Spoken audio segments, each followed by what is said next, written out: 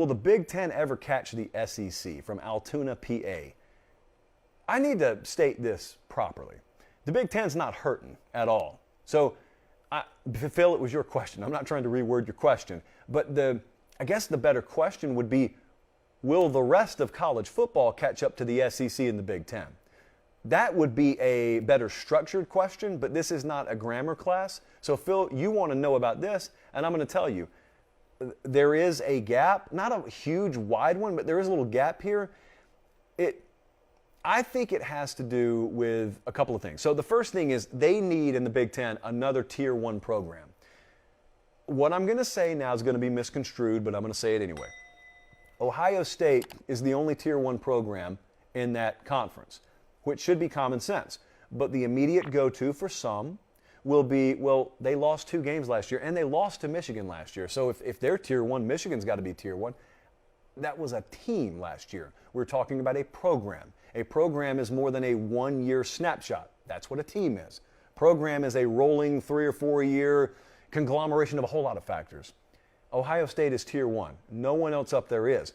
But there are a few Tier 2s. So we're talking about Michigan there. We're talking about Penn State, Michigan State rapidly elevating. They need some of them, at least one of them, to elevate to Tier 1.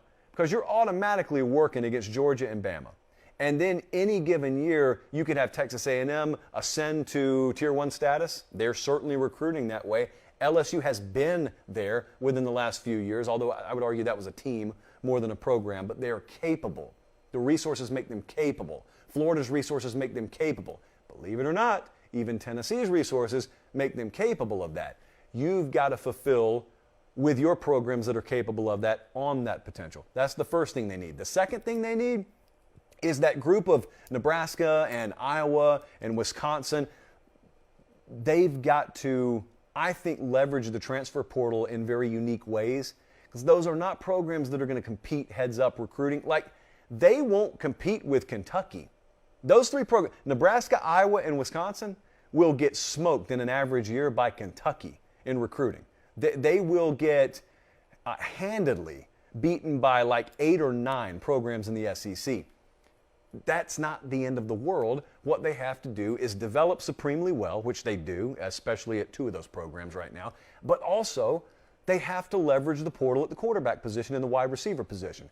Take what you can't get out of the high school ranks from the portal.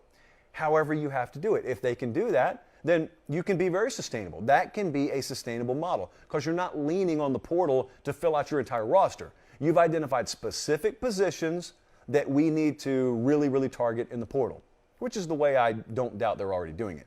Number 3 is just portal quarterbacks in general. Like at Penn State, they just got Drew Aller. So hopefully this becomes a non-issue.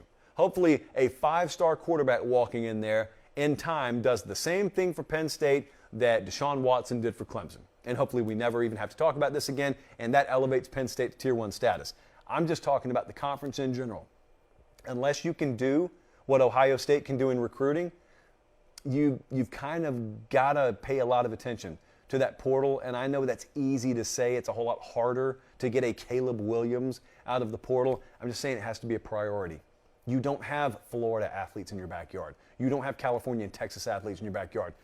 But you've got very attractive programs, very attractive brands. They are about to double their overall revenue per year per university because of this new TV rights deal. There will be no shortage. You do it any way you have to do. But those are the 3 things that I think would close the gap between the Big Ten and the SEC. Having already stated, and will state one more time, that ain't the gap. The gap is from the Big Ten behind to the 3, 4, and 5 positions in Power 5.